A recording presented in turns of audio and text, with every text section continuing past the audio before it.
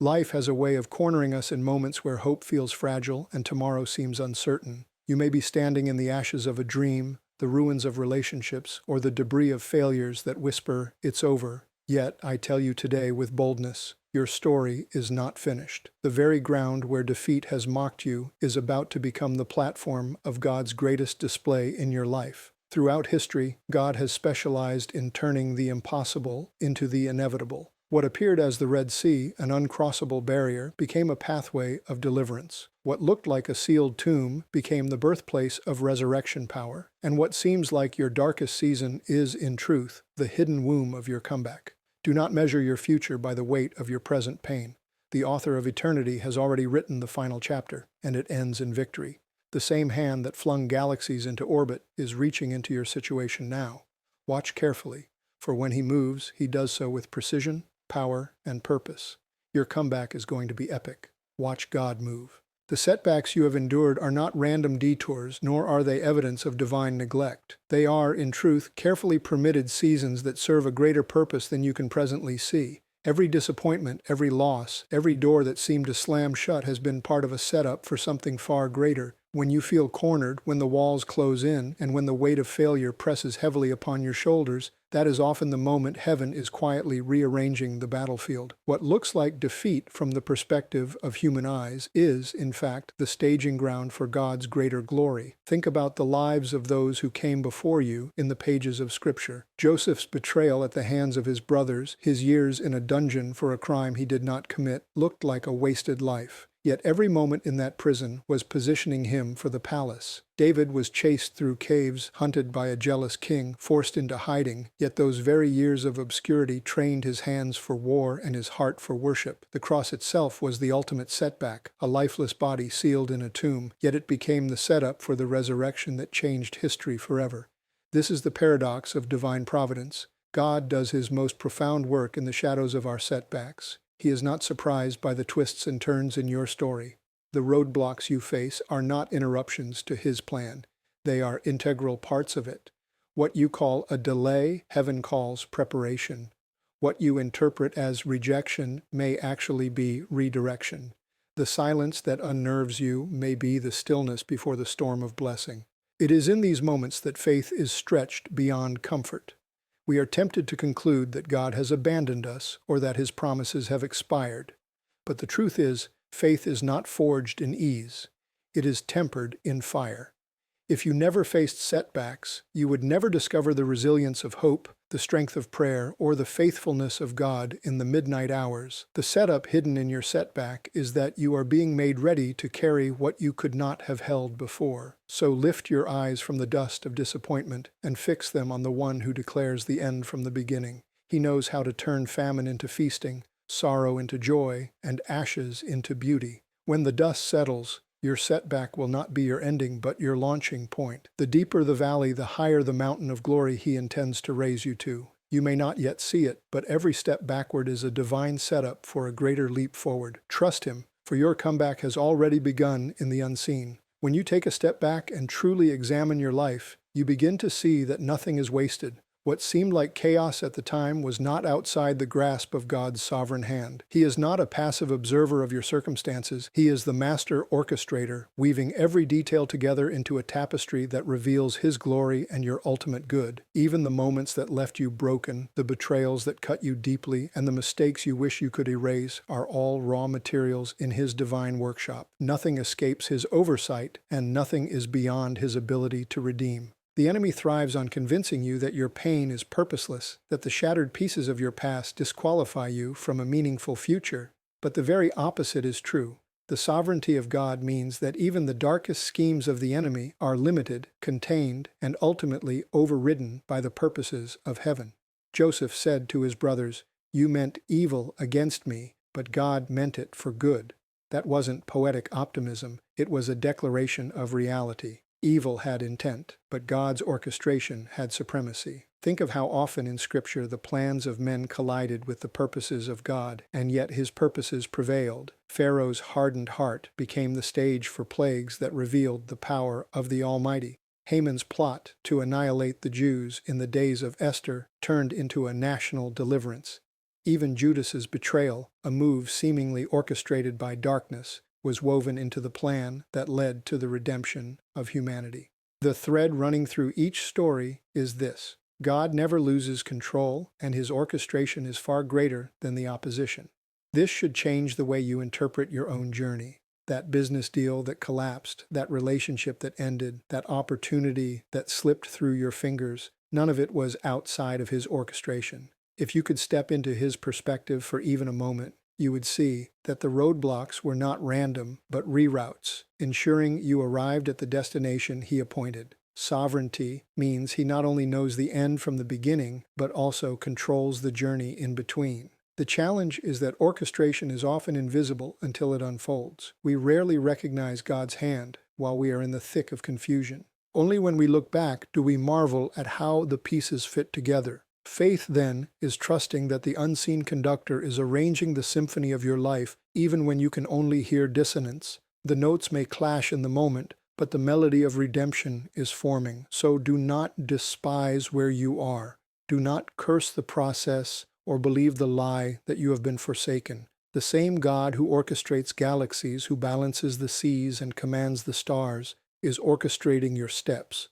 Trust his timing, trust his plan, and remember, what the enemy intended for your downfall is already being repurposed as the foundation for your comeback. When we open the pages of Scripture, we are confronted with a consistent pattern. God delights in turning breakdowns into breakthroughs. The Bible is not a record of flawless saints who glided from victory to victory. It is the story of ordinary men and women who faced impossible circumstances, only to discover that God's power shines brightest in the darkest moments. This pattern is not accidental, it is instructional.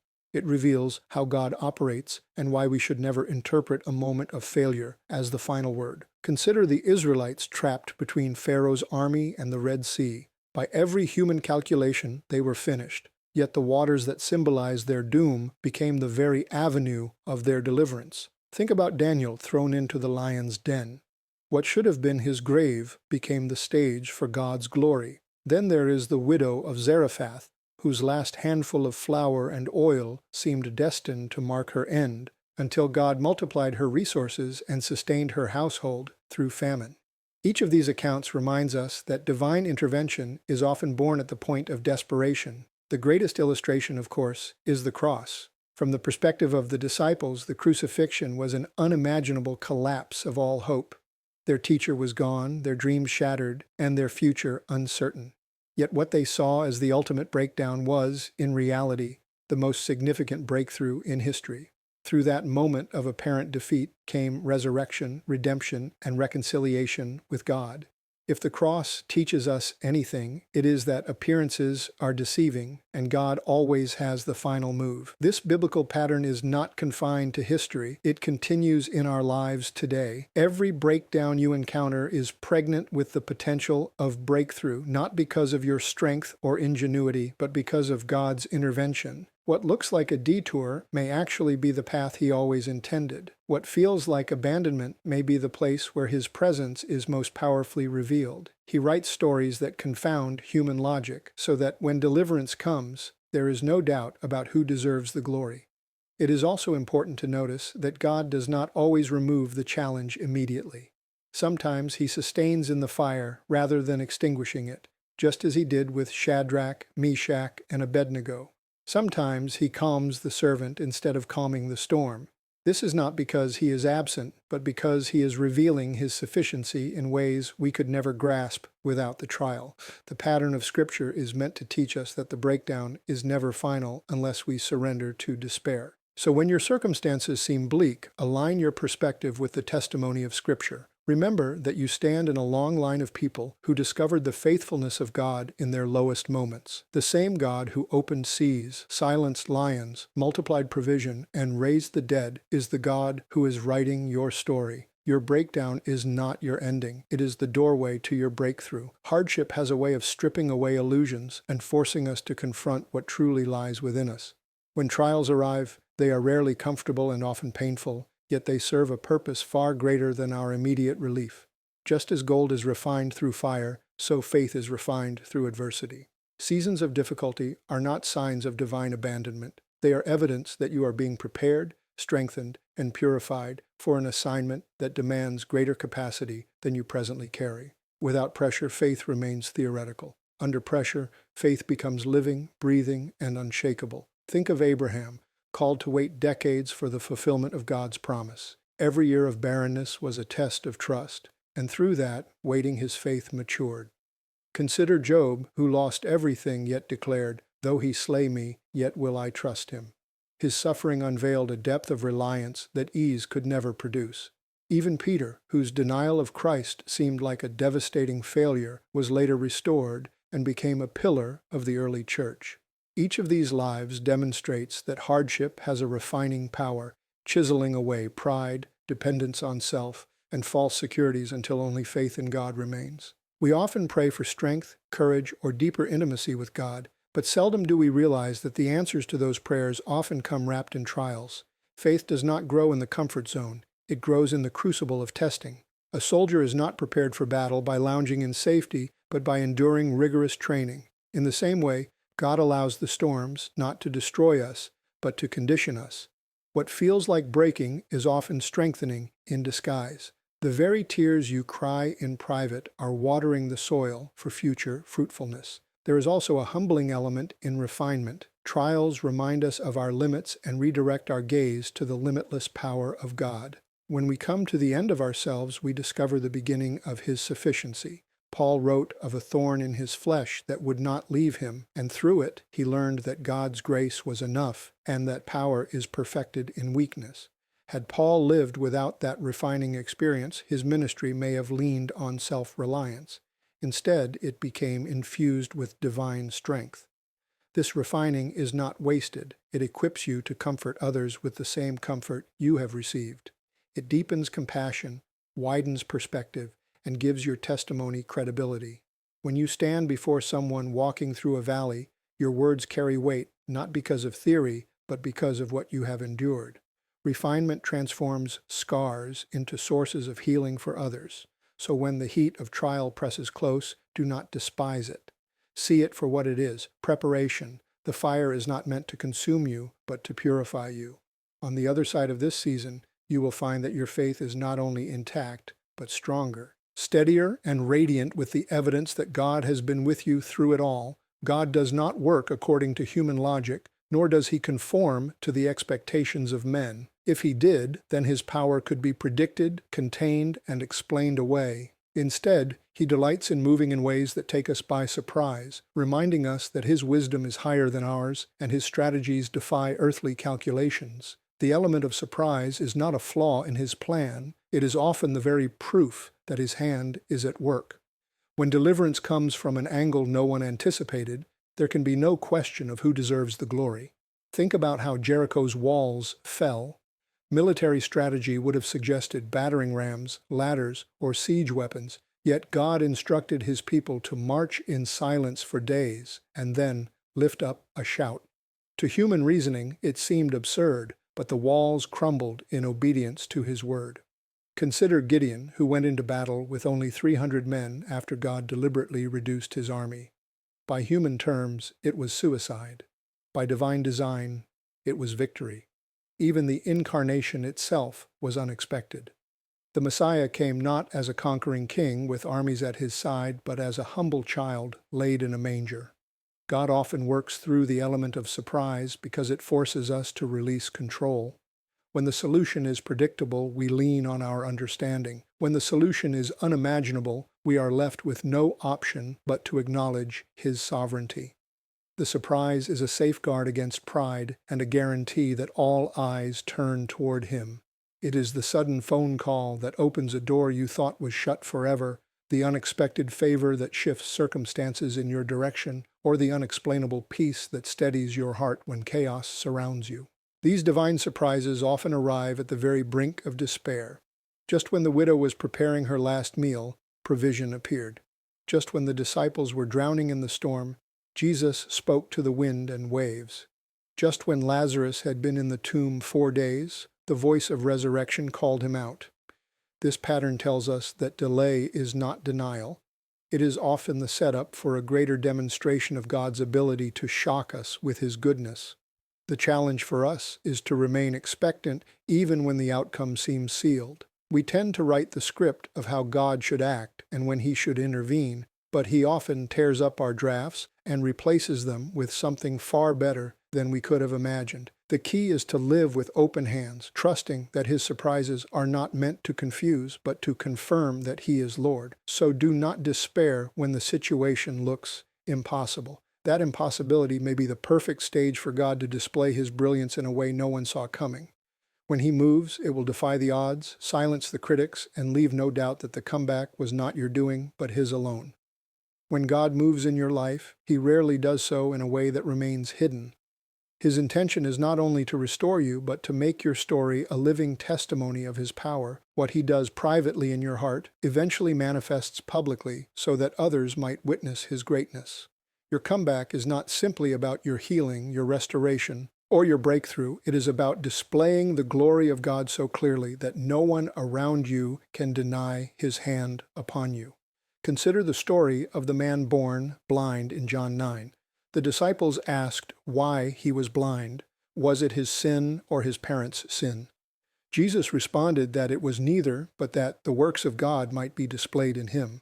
His blindness became the canvas for divine power.